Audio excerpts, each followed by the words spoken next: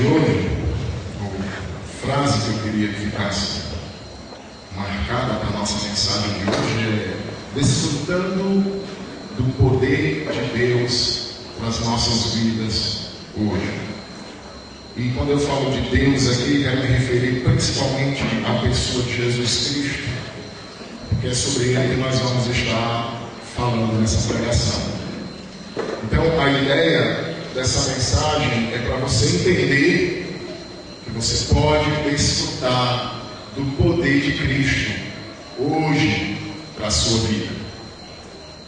Muitas vezes a gente esquece isso. Eu queria convidá-los então a abrirem as suas Bíblias para o livro de Lucas, capítulo 5, a partir do versículo 17. Diz assim o texto bíblico: Ora, aconteceu que, num daqueles dias, estava ele ensinando, e achavam-se ali assentados fariseus e mestres da lei, vindo de todas as aldeias da Galileia, da Judéia e de Jerusalém. E o poder do Senhor estava com ele para curar. Vieram então uns homens trazendo em um leito um paralítico, e procuravam introduzi-lo e pô-lo diante de Jesus. E não achando por onde introduzi-lo, por causa da multidão, subindo ao eirado, o desceram no leito por entre os ladrilhos, para o meio diante de Jesus. Vendo-lhes a fé, Jesus disse ao paralítico: Homem, estão perdoados os teus pecados. E os escribas e fariseus arrazoavam, dizendo: Quem é este que diz blasfêmias? Quem pode perdoar pecados senão Deus? Jesus, porém, conhecendo-lhes os pensamentos, disse-lhes: E arrazoais em vosso coração? Qual é mais fácil dizer: Estão perdoados os teus pecados? Ou levanta-te e anda? Mas para que saibais que o Filho do Homem tem sobre a terra autoridade para perdoar pecados, disse ao paralítico: Eu te ordeno, levanta-te, toma o teu leito e vai para casa. Imediatamente se levantou diante deles, tomando o leito em que permanecera deitado, voltou para casa, glorificando a Deus. Todos ficaram atônitos, davam glória a Deus e, possuídos de temor, diziam: Hoje vimos prodígios. Oremos. Ó Senhor Deus, neste momento estamos reunidos aqui em Teu nome, diante da Tua glória, prestando essa adoração, essa exaltação ao Senhor. Neste momento em que estamos com os nossos corações prostrados, corações com mãos levantadas, mãos vazias, buscando de Ti a graça, o conforto, o entendimento, rendemos a Ti as nossas mentes, os nossos corações, as nossas inquietações, e buscamos de Ti a paz, o entendimento. Buscamos de Ti o conhecimento deste grande poder de nosso Senhor Jesus Cristo. E o propósito desta pregação é exatamente esse, Senhor: podermos entender o poder do Teu grande e único, do Teu unigênito Filho, Jesus Cristo. Me usa nesse momento para transmitir da melhor forma essa glória do Teu Filho Jesus Cristo, para que cada coração aqui possa entender a grandeza deste homem, deste Deus.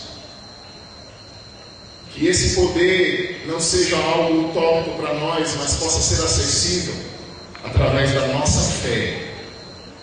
Pois é no nome dele que eu te oro. Amém. Amém. Então nós temos aqui um episódio que deve ter sido algo impactante para a vida das pessoas. Logo no início do livro de Lucas, nos primeiros capítulos, ele já começa relatando esse episódio. Eu queria já destacar aqui algumas coisas importantes antes de entrar especificamente nos temas principais, nos pontos principais da pregação. Uma coisa que eu queria destacar aqui é a questão da importância do ensino. E o que a gente percebe aqui é que num daqueles dias estava Jesus ensinando. Jesus passou muito tempo ensinando. Uma das missões mais importantes de Jesus aqui nesse mundo é a questão do ensino. E, na realidade, os milagres que Jesus fazia, boa parte desses milagres era simplesmente para autenticar o ensino que ele fazia, que ele trazia. Ele não fazia um milagre simplesmente pelo milagre em si. É claro que ele se compadecia das pessoas, mas o propósito dos milagres que Jesus fazia era também autenticar o seu ensino. E se você procurar nos evangelhos, você vai encontrar muitas passagens falando sobre o ensino. Jesus estava ensinando. E aqui eu queria destacar, porque muita gente tem desprezado a questão do ensino. Na questão dos cultos, nas quartas-feiras, nas escolas dominicais, como se o que se fosse ensinado aqui fosse coisa que não importasse. Nós estamos estudando sobre escatologia, por exemplo, na escola dominical.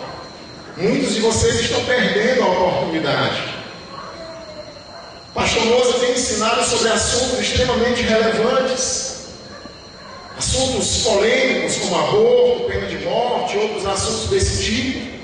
E vários têm perdido a oportunidade de crescer, simplesmente porque querem ficar em casa descansando, ou querem ficar assistindo televisão, ou não entendem nada do que está sendo ensinado. Estão perdendo oportunidades e bênçãos.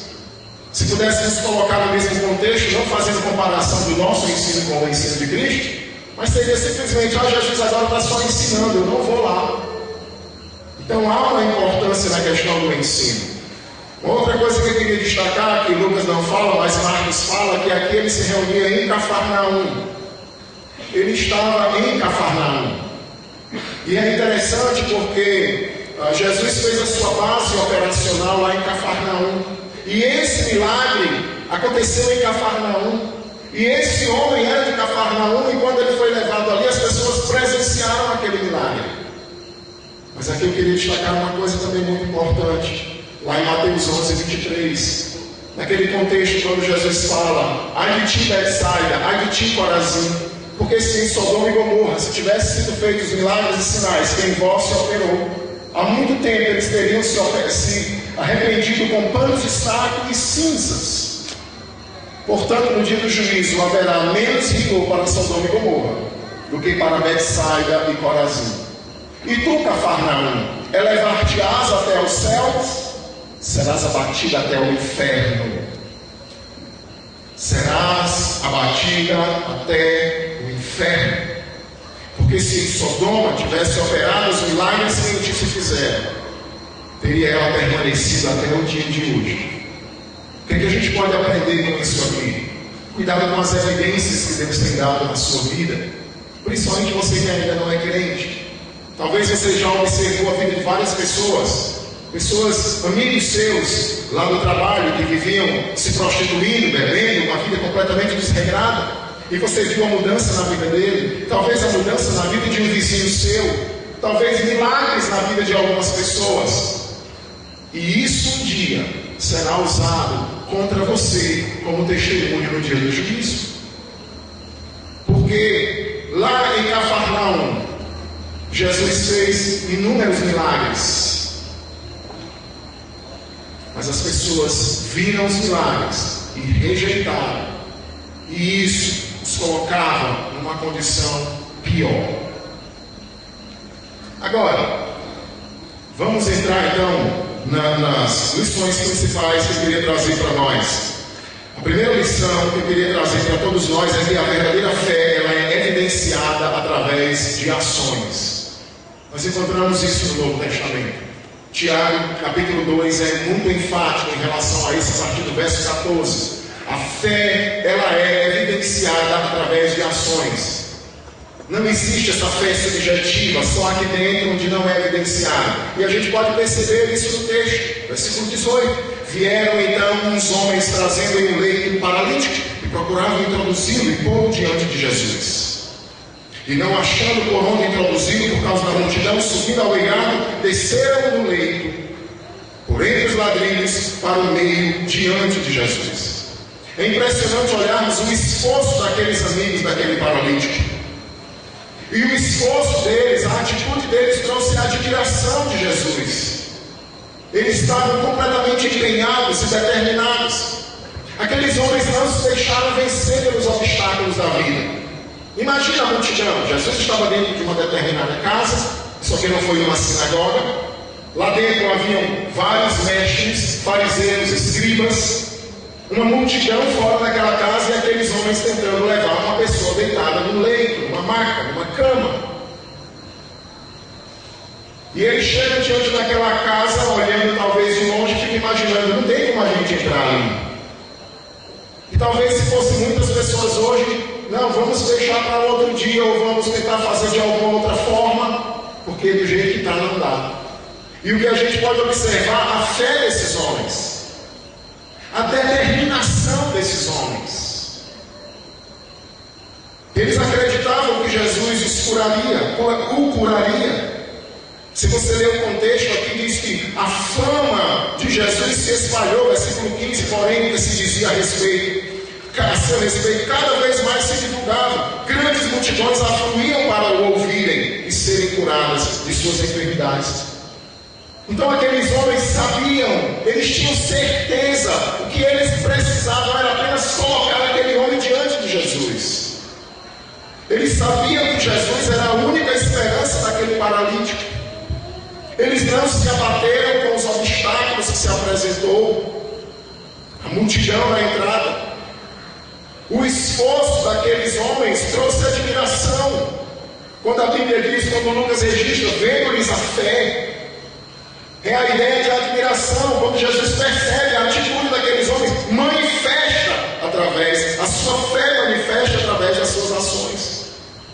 Não era fácil. Eles tinham que levar aquele paralítico até a lateral da casa, onde geralmente tinha uma escada que dava para o eirado.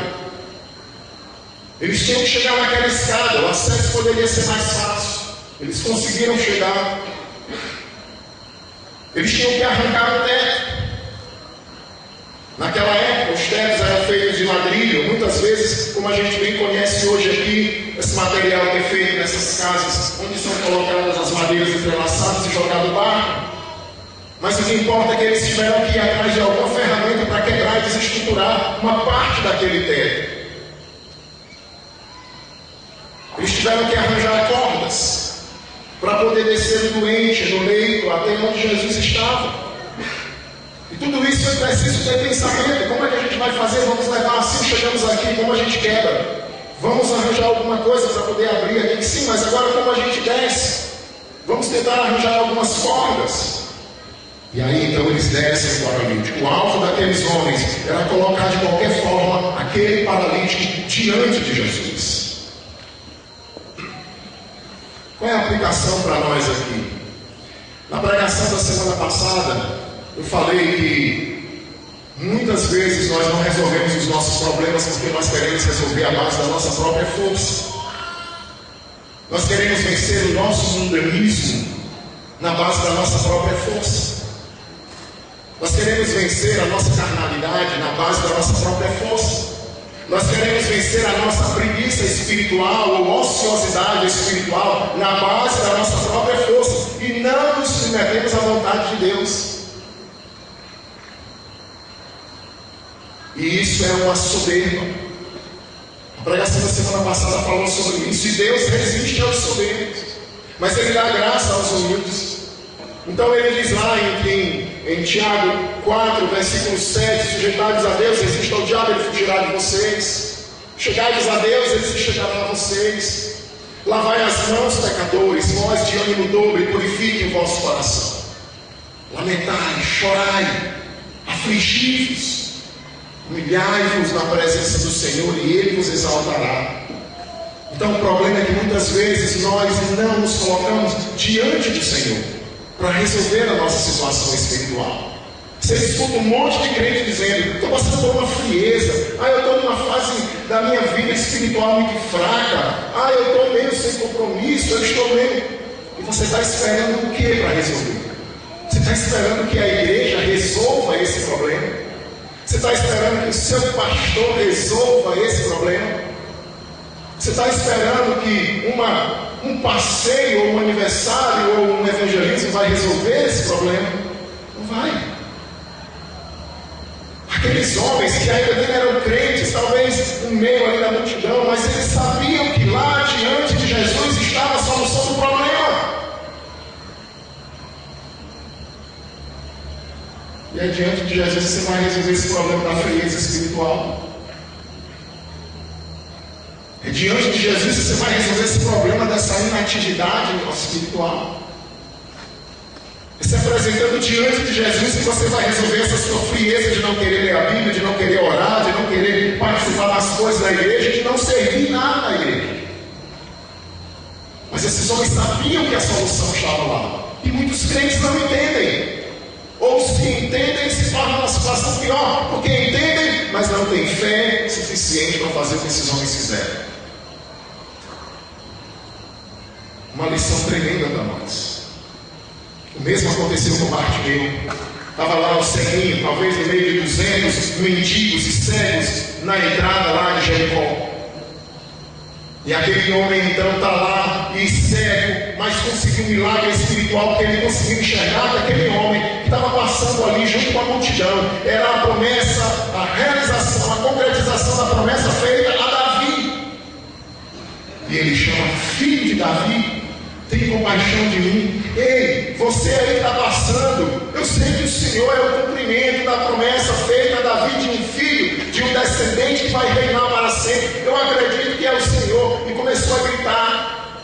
E a multidão dizendo: te cala a boca, ceguinho, fica na tua. E ele não parou por causa dos obstáculos e da adversidade. A mesma coisa nós encontramos com a mulher Sírio-Fenícia. Saiu seguindo a Jesus porque tinha uma filha endemoniada em casa.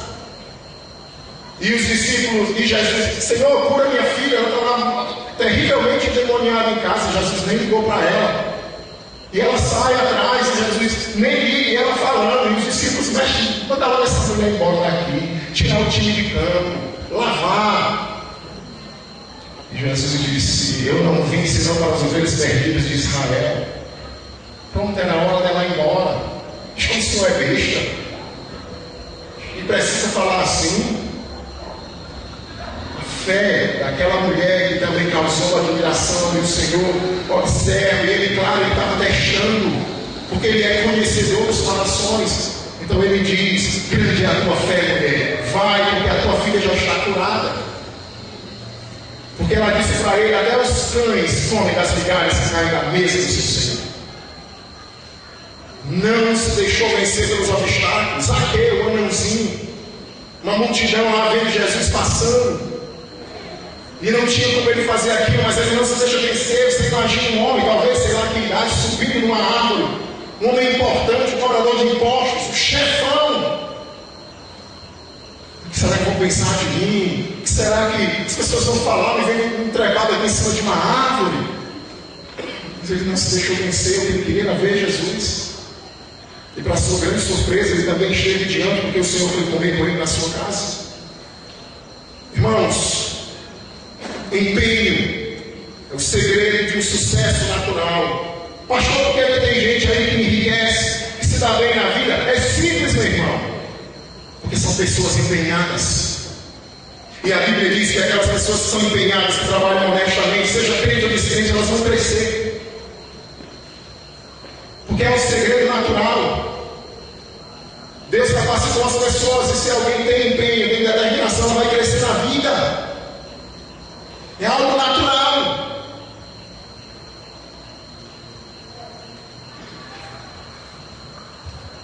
Por que é que nós não nos empenhamos para a vitória nas nossas vidas espirituais? Vou ler aqui um trecho de um livro para você, que diz assim: Em especial, temos de manter isso em nossa mente quando nos referimos ao assunto de ler regularmente a Bíblia, ouvir a pregação da Palavra de Deus, observar os dias de serviço ao Senhor, dedicar-nos à oração em particular. Em todos esses assuntos precisamos estar alertas contra a preguiça e a atitude de ficar apresentando desculpas. Por que os crentes se esforçam tão pouco por sua vida espiritual? Porque eles nunca acham tempo para orar, para ler a Bíblia, para ouvir pregação da Palavra de Deus. O que justifica a sua constante atitude de se desculparem por negligenciar os meios da graça? Esse livro foi escrito em 1879.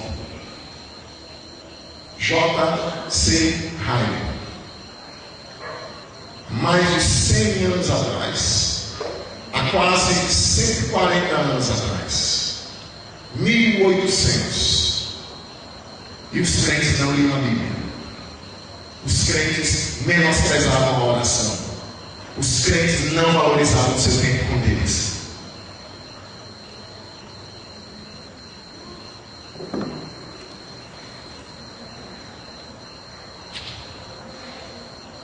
Você pode se empenhar como esses homens fizeram. Eu duvido, eu acho quase impossível que você se empenhasse por jejuar, por tirar tempo para ler a sua palavra, por se humilhar na presença do Senhor com choro, com prantos, buscando e lutando pela sua vida espiritual. Eu não consigo ver Deus ficar inerte a uma atitude dessa. O problema é que nós não queremos fazer isso. Quando a gente descobre que tem um câncer, vai no médico, o médico diz: mas isso aqui é câncer. Eu tenho certeza que a oração na hora do almoço você não vai: Senhor, agradeço por esse alimento em nome de Jesus, amém. Eu tenho certeza que você não vai acordar de manhã e vai dizer: Deus, muito obrigado por mais um dia de vida que o Senhor me deu, abençoe esse dia em nome de Jesus, amém. Eu tenho certeza que você vai chorar clamando a Deus, como Ezequias fez. Virou o rosto para a parede e, clamando a Deus, pediu para que Deus desse mais um tempo de vida. Então, por que a gente não percebe isso no nosso contexto espiritual? Porque não suplicamos em relação ao nosso pecado, em relação às nossas fraquezas, em relação ao nosso mundanismo, e não pomos diante de Jesus. Jesus tem o poder para fazer você vencer o seu pecado. Eu pulei propositalmente o versículo 17, finalzinho dele, quando diz assim: o poder do Senhor estava com ele para curar. E eu digo para você que esse mesmo poder está com o Senhor hoje. A gente tem falado aqui sobre essa questão da prosperidade aí, desse falso evangelho. Vamos combater, João combateu, Paulo combateu, os pregadores estão combatendo, eu vou combater. Mas Deus tem o mesmo poder para curar. É claro que Ele não vai curar todas as vezes. Um dia a pessoa vai ter que morrer, mas Deus tem poder para curar. Ele já tem curado pessoas aqui, tem feito milagres, não só na questão de conversão, na questão de transformação, mas em curas da nossa igreja e em outros lugares em todo o mundo. A gente não pode colocar o poder do Senhor dentro de uma caixa de fósforo. Mas a gente também não pode pensar que esse poder é só para curar quando eu tiver com um câncer, quando eu tiver com um problema na próstata, quando eu tiver com uma esofagite, quando eu tiver com um problema no estômago, quando eu tiver com um tumor na cabeça. Esse poder também está à disposição para você vencer suas batalhas. Em Hebreus capítulo 4, versículo 15 e 16, ele diz lá: porque nós não temos um sumo sacerdote que não possa se compadecer de nossas fraquezas, porém que em todas as coisas foi tentado a nossa semelhança, porém sem pecado. Acheguemos-nos, pois, ao trono da graça, para que possamos encontrar socorro em tempo oportuno. O poder do Senhor está com Ele para curar. O que está faltando é a evidência da nossa fé, Por que a gente não ora? Não ora porque não acredita. Por que a gente não entrega na presença do Senhor, não se humilha diante dele? Porque não tem fé. Temos a fé salvadora, mas não temos a fé no poder da oração. Não que a oração tenha poder, mas no poder de Deus para atender na misericórdia. Não há outra explicação para isso. Vença as barreiras, meu irmão. Lute, suba as escadas, arranje as ferramentas, quebre os ladrilhos, arranje cordas, desça com esforço paralítico e coloque diante do Senhor. Mas pastor, meu problema é tempo, eu não tenho. Arranje. Acorde-se de madrugada. Chame alguém para orar junto, marque um horário para você estar junto com alguém. Faça, demonstre a sua fé através das ações. Uma outra área que eu queria trazer aqui para nós, um ensinamento, além desse da verdadeira fé demonstrada através de ações. O perdão dos pecados é a maior necessidade de todos os seres humanos. O perdão dos pecados é o maior milagre que um ser humano pode sonhar, desejar e querer. Versículo 20 diz: vendo-lhes a fé, disse ao paralítico: homem, estão perdoados os teus pecados. A visão dos judeus em relação ao mal e às doenças era que quem tem riqueza e bênção é aprovado por Deus e abençoado por Deus e vai para o céu direto. Quem tem maldições, doença, pobreza é amaldiçoado por Deus. Deus dá com o rosto virado e vai para o inferno automaticamente. Esse é o motivo da parábola do rico e do Lázaro. Mostrar que o ricão lá foi para o inferno e o Lázaro, o pobretão, foi para o céu, porque creu em Moisés e os profetas. Aquilo foi um choque para aqueles líderes religiosos. E aqui Jesus então entra falando para o homem, todo mundo na expectativa de ouvir dizer: você está curado agora. Jesus inesperadamente diz: teus pecados estão perdoados. E aqui nos ensina exatamente isso. A maior preocupação deles era com a cura física. Mas Jesus falou para ele que os pecados dele estavam perdoados. Então, primeiro, Jesus deu a certeza de sua alma limpa, tirou o peso do seu coração e a culpa diante de Deus. É verdade que a doença está relacionada ao pecado. Nem toda doença é pecado, mas a doença está relacionada ao pecado. Na eternidade não vai ter pecado, consequentemente não vai ter doença. Tiago 5,16 ele diz: orai uns pelos outros, confessai os vossos pecados uns pelos outros. Se alguém tiver cometido pecado, ser-lhe-ão perdoados. Então, algumas vezes o pecado, a doença está relacionada ao pecado, direta ou indiretamente. E o que Jesus estava preocupado aqui era em perdoar aquele homem, até para ele poder trazer um grande ensinamento. A maior necessidade do ser humano não é alimento, roupas, casas, bens, milagres. A maior necessidade do ser humano é o perdão dos seus pecados e ofensas contra Deus. Talvez você que veio nos visitar hoje, você veio a este mundo sem nem se preocupar com a situação espiritual na sua alma. Algumas pessoas vão à igreja pelas mais diversas razões. Pessoas se separam, estão afligidas demais, vão para a igreja. Ontem eu vi a Simoni, estava assistindo com a minha esposa. Simoni foi ontem, foi hoje, não me lembro, foi ontem. Simoni estava no programa e estava dizendo que ela passou por uma depressão tão grande e ela correu para a igreja para buscar Deus. Doença, depressão, situação financeira quebrada, solidão, constrangimento, são os mais diversos motivos que as pessoas têm buscado a igreja. Constrangimento, porque um amigo já tem convidado há muito tempo, eu vou logo fazer para me livrar. Mas a verdade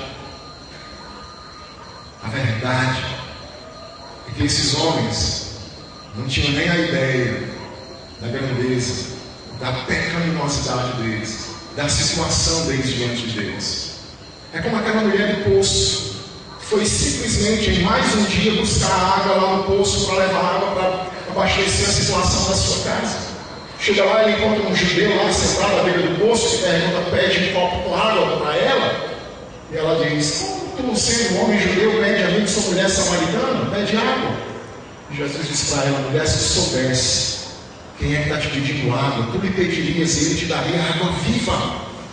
Aí a mulher se anima e ela diz: Senhor, pois então me dá dessa água para que nunca mais eu precise voltar aqui para buscar água desse poço.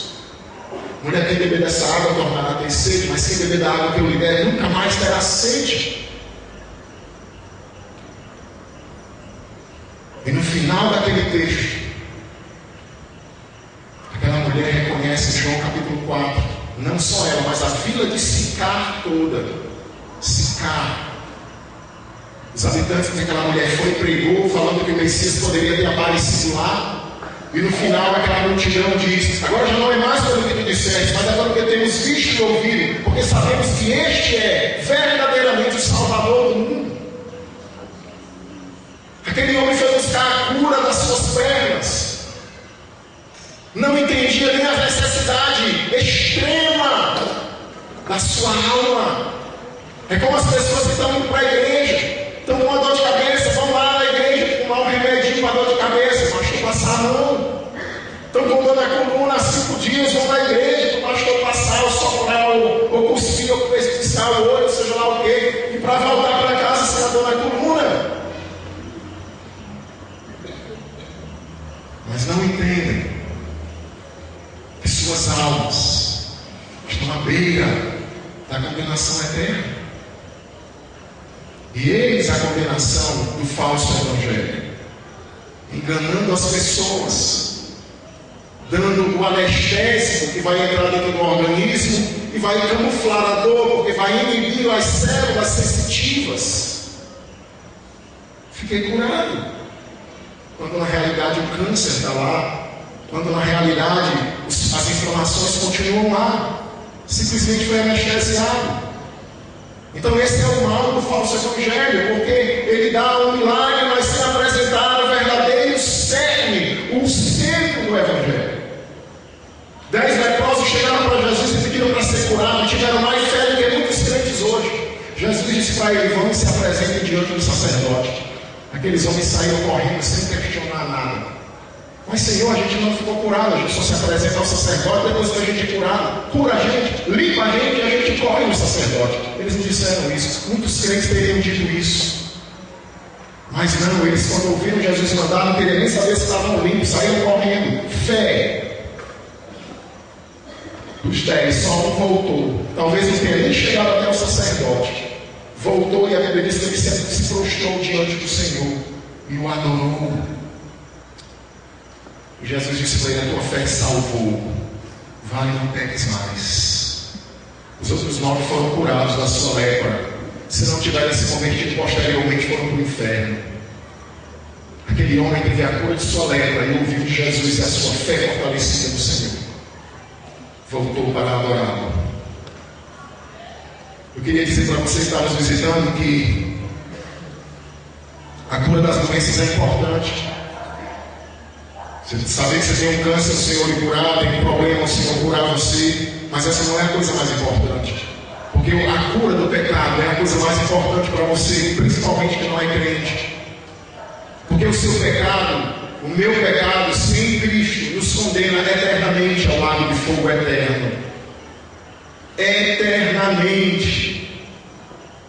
O médico não pode resolver esse problema.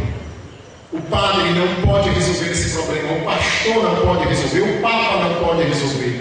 A Santa Igreja Católica não pode resolver. A abençoada Igreja Batista não pode resolver. A presbiteriana não pode resolver. Porque só quem pode perdoar pecados é Cristo.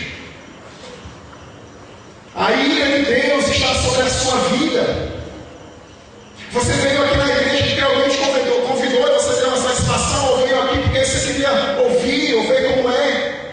Mas eu quero que você saiba que há sobre você a ira de Deus, como estava sobre a minha vida, sobre a vida de todas essas pessoas. João 3,36 diz: todo aquele que crê no Filho tem a vida. Todavia, aquele que se mantém rebelde contra o Filho, sobre ele permanece, não virá, permanece, já está a ira de Deus, a ira. Mas só há uma pessoa que pode curar o seu pecado, que é Cristo. Colossenses 2,13 diz: e a vós outros que estáveis mortos nas vossas transgressões, delitos e pecados, Ele vos deu vida juntamente com Cristo, perdoando todos os seus delitos. Todos.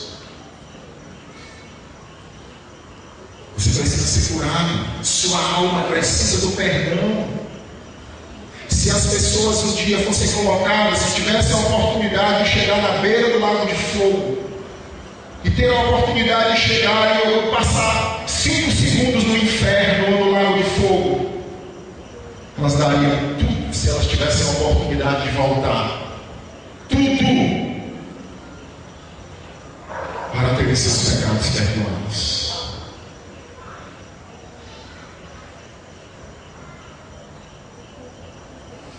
Perdão dos pecados é a maior necessidade de todos os seres humanos. Em terceiro lugar, eu queria exaltar ao Senhor Jesus Cristo pelo seu poder de perdoar pecados. Exaltar o nome de Jesus pelo seu poder de perdoar pecados. Versículo 20 e 21 diz: vem-lhes a fé. A ideia aqui é destacar a fé daqueles homens. Jesus disse ao paralítico: homem, estão perdoados os teus pecados. E os escribas e fariseus arrazoavam, dizendo: quem é este que diz blasfêmias? Quem pode perdoar pecados senão Deus? Esses homens, fariseus e escribas, eles tinham a função de cuidar da vida espiritual e religiosa do povo. Aqui nós temos a primeira menção desse grupo todo, vindo de várias aldeias, de vários lugares, para ouvir Jesus, saber se tinha alguma heresia, alguma blasfêmia. E eles estavam ali para detectar que tipo de ensino esse camarada estava trazendo. E quando Jesus disse que os pecados são perdoados, aqui foi um choque tremendo para eles. E eles começaram a pensar, não disseram nada. Talvez algum comentou com o outro bem baixinho ali, murmurando, mas a ideia é de que eles pensaram, esse camarada é louco, deve ser mais um lunático como aqueles outros que já apareceram, Teudas, Judas e tantos outros. Perdoar pecados.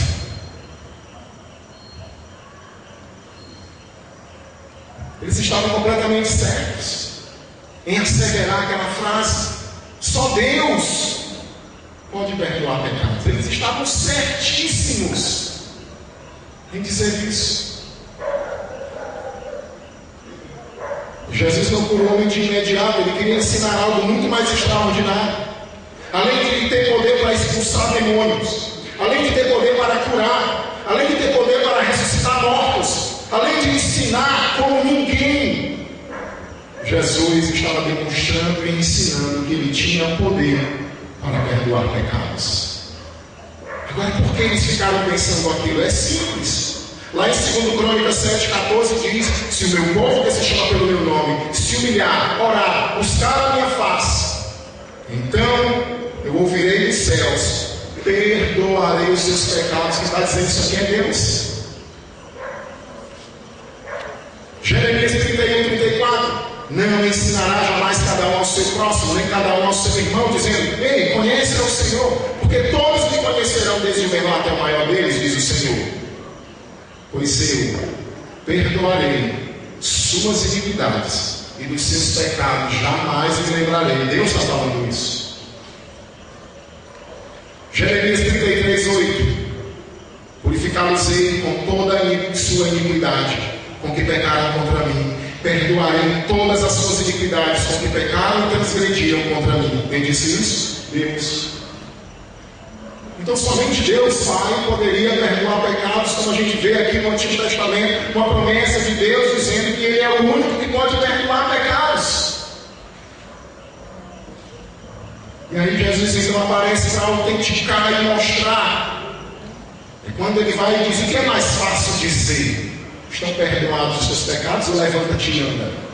É claro que o mais fácil dizer é: os pecados estão perdoados. Por quê? Porque ninguém pode saber se está ou não. Não é verdade? Eu disser para você assim: eu falei em línguas. Você não tem como provar se eu falei ou não. É subjetivo.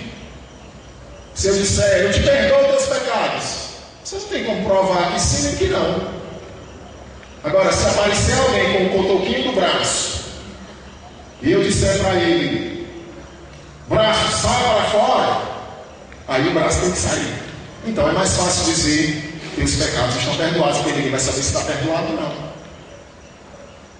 Mas aí Jesus diz: para que vocês saibam que o Filho do Homem tem na terra a autoridade para perdoar pecados, porque ele sabia que só Deus podia curar e tinha poder para curar.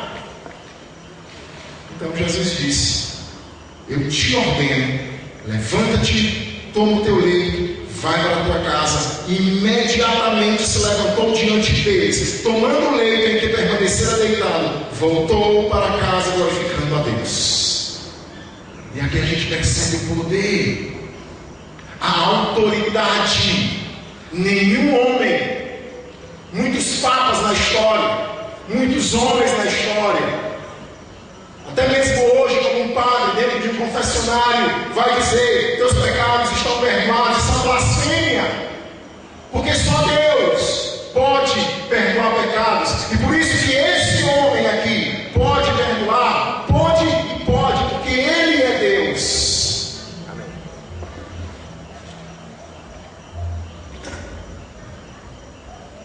E aqui eu queria dizer para você mais uma vez, que você que não é crente, eu já falei: o padre não pode, o papa não pode, o pastor, você mesmo, a igreja, seja ela qual for, ela não pode perdoar os seus pecados. Você tem ofendido a Deus toda a sua vida, como eu toda a minha vida.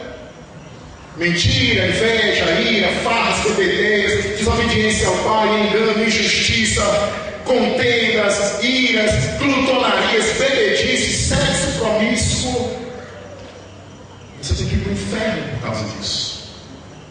Como eu tinha que ir para o inferno por causa disso.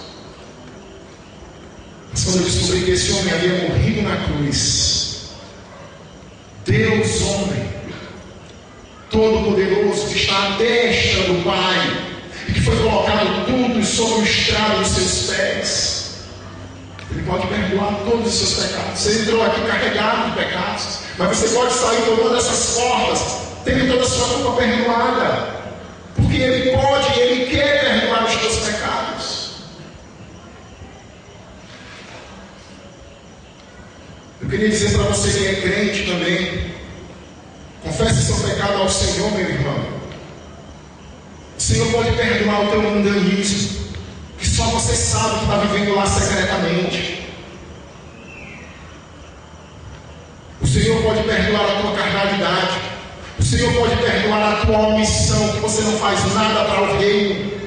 O Senhor pode perdoar a tua preguiça espiritual, a tua falta de compromisso com Ele, com a sua igreja. O Senhor pode perdoar a tua frieza. Prostre-se, jogue fora a sua soberba, humilhe-se diante do Senhor, toque os seus joelhos perante Ele. Ele vai curar você, perdoar você para uma vida nova.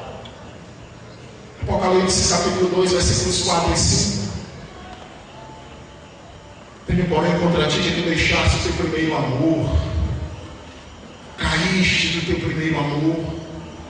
Lembra-te, pois, de onde caíste. Arrepende-te.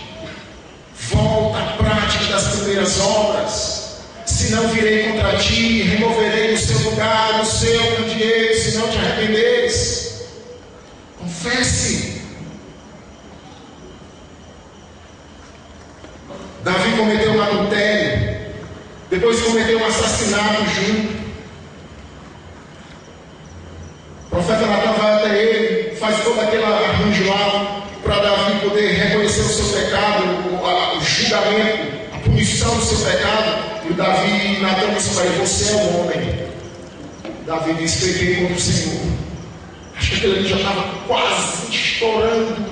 Davi já não aguentava mais, ele só queria alguma coisa para poder jogar fora aquilo tudo que estava angustiando por mais de um ano. E o Senhor disse para ele: teu pecado está perdoado. perdoar. Eu preguei há poucos dias atrás sobre Oséias e Miqueias na quarta-feira. Um povo homicida, adúltero, ladrões, desobedientes aos pais, infiéis, injustos, homicidas. O marido não podia confiar nem na sua esposa, o pai não confiava no filho, os inimigos do homem da sua própria casa, extorsão, abuso. E Deus está constantemente dizendo para eles: voltem-se, voltem-se, quero perdoar vocês. Meu povo é inclinado a desviar-se de mim. Quando é chamado ou conclamado a chegar para cima, não faz. Mas eu quero perdoar vocês. Então a sua condição não é tão deplorável que Deus não possa perdoar. Ele é o Deus do perdão, e Ele comprovou que pode perdoar, que tem autoridade para isso. Agora, se você não crê, você nunca vai dobrar os seus joelhos, você nunca vai pedir a transformação e a restauração da sua vida. Eu também queria exaltar a Jesus pelo seu poder de esquadrinhar o coração dos homens. Os escribas e fariseus arrazoavam, pensavam, ficavam pensando. A palavra arrazoar significa pensar consigo mesmo, uma introspecção, dizendo: quem é esse camarada aí que diz blasfêmias? Quem é que pode perdoar pecados senão Deus? Olha o que diz o verso 22. Jesus, porém, conhecendo-lhes os pensamentos, disse-lhes: que arrazoais em vosso coração? Você tem a ideia do impacto que causam eles? Estavam só pensando: esse camarada está pensando o quê? Jesus disse para ele: o que vocês estão pensando no coração de vocês? Eles devem ter murchado na canoa.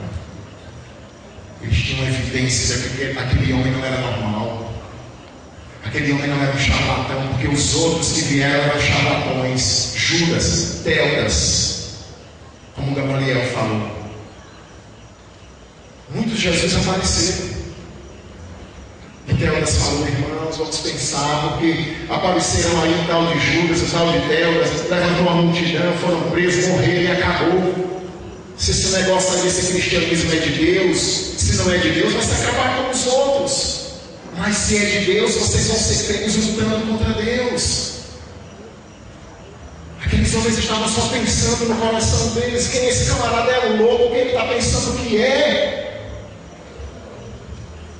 E Jesus vai lá no fundo da ferida e diz: o que é que vocês estão pensando?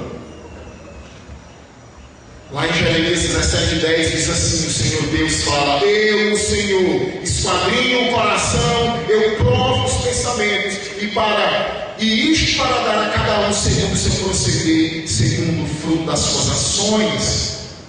Eles conheciam esse texto e sabiam que só Deus pode entrar na mente do homem. Só Deus pode entrar e conhecer o coração de 7 bilhões de pessoas que habitam na terra. E eles saberem que cada uma delas está pensando, sondando, tramando, vivendo. 1 Crônicas 28:9. Tu, meu filho Salomão, conheces o Deus de teu pai, e serves ou sirva-o com um coração íntegro e uma alma voluntária, porque o Senhor esquadrinha todos os corações e penetra todos os desígnios do pensamento. Se o buscares, ele se deixará achar por ti. Se o deixares, ele te rejeitará para sempre.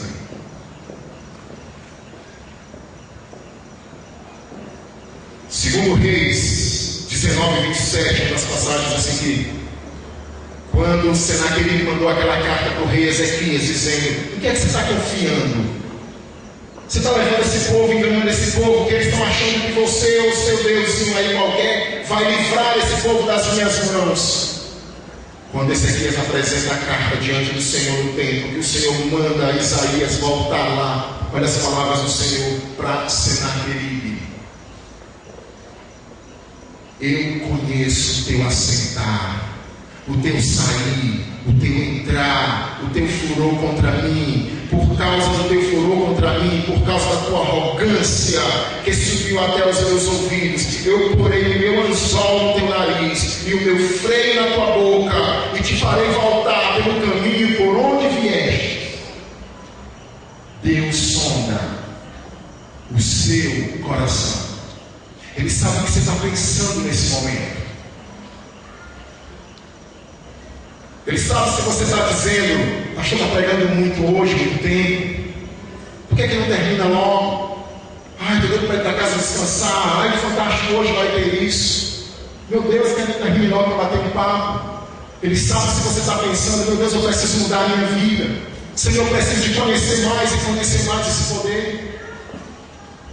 Ele sabe que você talvez esteja dizendo: estou doido para terminar logo esse culto para eu voltar, nunca mais eu fiz uma igreja evangélica. Ele sabe o que você está pensando.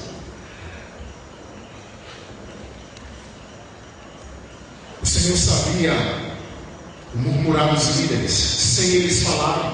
O Senhor sabe o que está no teu coração. O Senhor conhece os teus pecados mais íntimos. O Senhor conhece os teus medos mais profundos.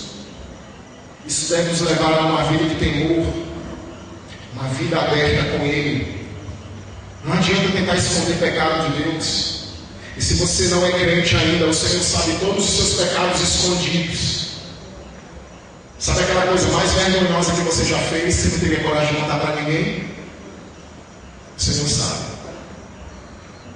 E um dia vai ser revelado, no dia do juízo final, se você não se converter a Cristo, entregando-se a Cristo, crendo que Ele morreu pelos seus pecados, todos eles serão cancelados. Tudo que você já fez, tudo cancelado, apagado.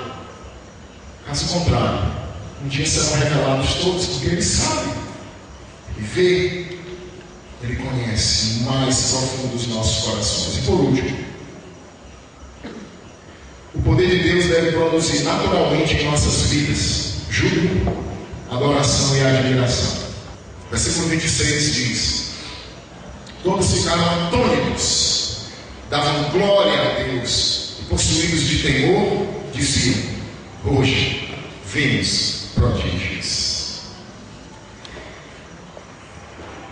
O livro de Lucas, capítulo 13, versículo 13, diz assim: impondo-lhes as mãos, ela imediatamente se endireitou e dava glórias a Deus. Lucas 17, 15: um dos 10, vendo que fora curado, voltou dando glória a Deus em alta voz, prostrou-se com o rosto em terra aos pés de Jesus. Lucas 18, 43: imediatamente tornou a ver e seguia-o, glorificando a Deus. Também todo o povo, vendo isto, dava louvores a Deus. O que tem acontecido conosco hoje, irmãos? O que tem acontecido com as nossas vidas hoje? Perdemos a sensibilidade em relação aos milagres, em relação ao poder, em relação à grandeza de Deus. Nós temos nos tornado insensíveis. Algumas pessoas não choram ao ler a palavra de Deus. Não vou dizer que você tem que chorar toda a vida, mas se você nunca chorou ao ler a palavra de Deus, tem alguma coisa errada. Porque a palavra de Deus, ela deve trazer várias emoções para nós. Nós batistas regulares temos que lutar contra os dois extremos, né?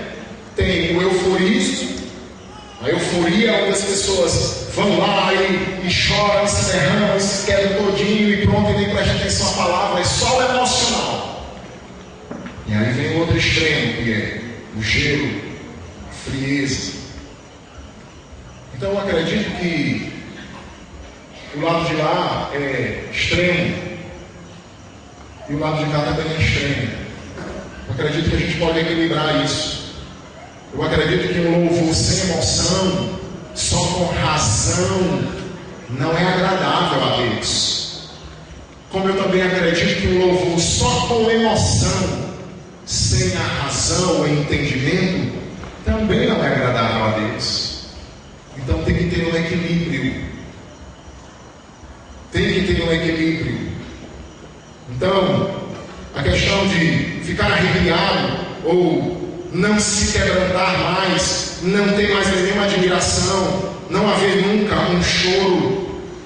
Toda vida que eu fizer um encontro com seus irmãos, é muito difícil eu não me quebrantar todo momento daquele ali. Ou quando eu estou lendo a palavra, que ela marca profundamente o meu pecado, a minha vida, e de me quebrantar diante da presença do Senhor ali em choro, lágrimas. Ontem eu estava assistindo um programa, não assisto comumente aquele programa, Legendários, tem muita coisa que não presta ali, muita sensualidade, como outros programas. Ontem eu estava passando, mudando de canal, quando eu cheguei de Farias Brito, à noite, e estava passando e vi uma menina tocando flauta. E aí eu deixei um pedaço. E aquela menina só faltou fazer a flauta falar, porque ela tocava a flauta, mas junto com aquilo ela fazia o som. Já é difícil tocar flauta transversal, imagina fazer aquilo e juntar aquele tipo de som com a flauta. A menina é incrível. Eu fiquei, meu Deus, o Senhor deu um dom para essa menina. Depois chegou um rapaz rom, ele não tem um palato, o céu da boca, e ele toca guitarra como ninguém, e ele toca com a boca dele. Tocou o hino nacional todinho numa guitarra com a boca dele. E eu fiquei glorificando a Deus por isso. E depois apareceu um rapaz que imita pássaros como ninguém, 37 pássaros, a ponto de colocar a fita lá, o som, e o rapaz entrava, você não sabia quando era o pássaro ou quando era o rapaz. E aquilo me arrepiou e me trouxe grande emoção, assim, nesse sentido de... E por que as pessoas não sentem mais nada quando leem a Bíblia? Estão na presença do Senhor. Não choram, não se quebrantam, não se emocionam, não tem júbilo, não tem glória a Deus. Tem alguma coisa errada conosco.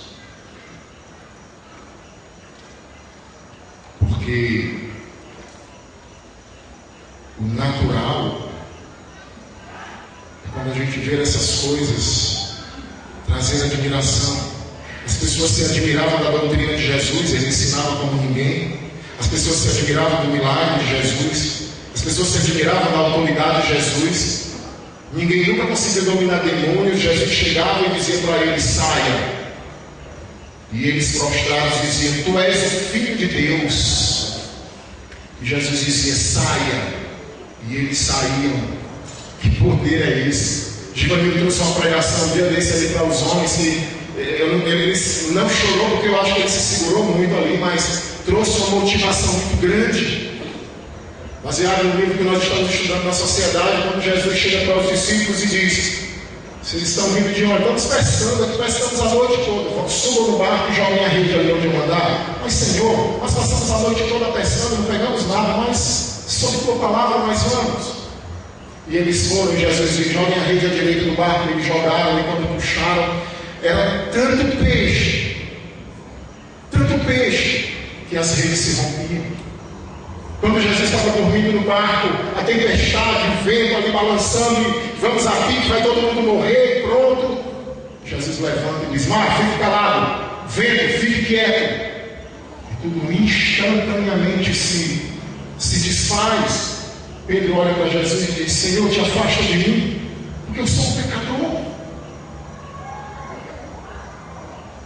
O que está acontecendo conosco?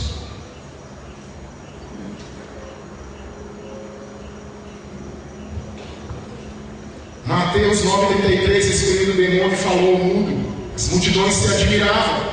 Marcos 10,32, estava a caminho subindo para Jerusalém. Jesus ia adiante dos seus discípulos. Estes se admiravam. Lucas 2,47, e todos os que ouviam, muitos se admiravam de sua inteligência. Lucas 11,14, de outra feita, estava Jesus expelindo um demônio, que era mudo, e aconteceu que ao sair o demônio, o mudo passou a falar, e as multidões se admiravam. O que está faltando para nós? Tempo. Não tempo no relógio. Determinação de um momento para ser dedicado a Deus, para meditar nas suas grandezas, para estudar a sua palavra, para ser edificado através da mesma. Porque nessa correria desenfreada e louca que nós estamos vivendo, talvez você vai pegar a Bíblia, ler 2, 3 versículos aqui com a sua mente completamente voltada para 1 milhão de coisas que você tem para fazer. nós estamos perdendo as grandes bênçãos e maravilhas da palavra e do poder de Deus. Prejuízo para nós. E eu diria que um prejuízo quase que irreparável e irremediável. Porque só tem um lugar onde a gente vai resolver isso: diante de Jesus. Diante de Jesus. Queria que os irmãos ficassem orando, pensando, orando por você mesmo. Eu queria perguntar essa noite se há alguém aqui que entendeu essa pregação. E você viu que aqui não está falando de religião, mas eu estou falando desse poder maior, desse Deus, homem, que tem poder para perdoar os teus pecados e te dar o acesso ao céu, que quer resolver a tua situação com Deus. Se você entendeu essa pregação e você gostaria de hoje entregar a Jesus a sua vida, crê nele e apenas nele, como aquele que pode perdoar todos os teus pecados, resolver a tua culpa e tirar a ira de Deus sobre você, como já tirou da minha vida, como já tirou da vida desses irmãos. E você no seu coração agora, você está tomando essa decisão: é isso que eu quero para mim, é isso que eu quero para a minha vida hoje. Se você tomou essa decisão no seu coração, por favor, levanta a tua mão para eu saber e poder colocar uma pessoa para orar, para estar junto com você, ajudar você na sua vida espiritual. Graças a Deus, Vitória. Por favor, de novo. A Vitória, você procura. E seu Afonso também. Há mais alguém? Graças a Deus por isso. Lá, Vitória. Em nome de Renato, por favor. Levanta a mão. Tem mais alguém que gostaria de tomar a decisão? Depois, eu queria que vocês três olhassem para essa moça que vai ficar em pé aqui, essa jovem senhora. Procura ela, tá certo? Só para ela te dizer algumas palavras de muita importância para você. Está emocionada, não? Quebrantamento, né? Quebrantamento da palavra. Graças a Deus por isso. Vamos orar. Ó Deus amado, neste momento nós oramos ao Senhor. Estamos aqui moídos por essa bendita palavra. Queremos entregar as nossas vidas nas tuas mãos, a começar pela minha e de todos esses irmãos e amigos e visitantes que estão aqui, estiveram aqui. Eu quero pedir que essa palavra venha trazer uma mudança para nós, uma renovação do nosso entendimento. Que esse poder do Senhor possa realmente nos trazer um entendimento, a humilhação de que nós não vamos encontrar a solução do nosso pecado, da nossa doença, em nenhum outro lugar, nem em nós mesmos, com a nossa soberba. Olha para nós com o teu olhar de misericórdia. E essa palavra que penetra como uma espada de dois gumes, que sonda o mais profundo do nosso coração, nos desnudando diante do Senhor. Que o Senhor possa olhar para nós com o teu olhar de misericórdia, transformando aqueles que precisam mais ainda, estão longe, frios, apáticos, não conseguem sequer ficar um minuto na tua presença, não tem um pingo de ânimo para orar, para ler a Bíblia, não tem a menor vontade de servir, de se envolver com a igreja. Eu peço que o Senhor tenha misericórdia de cada um de nós, nos ajuda a entender que a nossa fé é válida quando é demonstrada através de uma vida transformada, como Abraão que ofereceu Isaac, como Raabe que escondeu os espias. Nós entregamos a Ti as nossas vidas. Vai quebrantando o coração das pessoas para que possam servir o Teu reino na Tua casa, que precisa do serviço de cada tijolinho aqui. Ajuda-nos a colocar as nossas doenças, fraquezas, impossibilidades diante do Senhor. Nos dá a fé daqueles 4 homens. Pela Tua graça eles conseguiram enxergar o poder do Senhor. Muitas vezes tem sido ofuscado ao nosso entendimento o poder do Senhor para nós. Que situação nossa! Miseráveis pecadores, pobres, cegos e nus. Deus, semana passada eu preguei, o Senhor sabe, estava aqui, sobre a questão de humilharmos diante da tua presença para que o Senhor nos exaltasse. O Senhor sabe quem ouviu, quem, como Pedro falou muitas vezes, até endureceu o coração, quem rejeitou, quem ouviu. E mais uma vez eu estou ensinando para esta igreja que a vitória só está na humilhação ao Senhor. Mas ainda assim nós precisamos completamente da tua graça, que opera em nós o querer realizar. Eu te entrego essas 3 almas que tomaram decisões agora.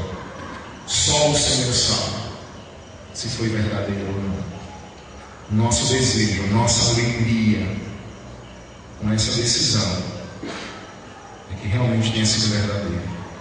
O Senhor sabe. E se foi, alegria e júbilo no céu, diante de ti e no teu coração. Mas eu entrego cada um deles nas tuas mãos, pedindo que o Senhor ajude-os nessa nova caminhada. E te peço também pelas pessoas que estão aqui, que entenderam, mas não tomaram suas decisões, endureceram seus corações. Que o Senhor tenha misericórdia, quebrante, convença-os do pecado, do juízo e da justiça. Leva-nos em paz.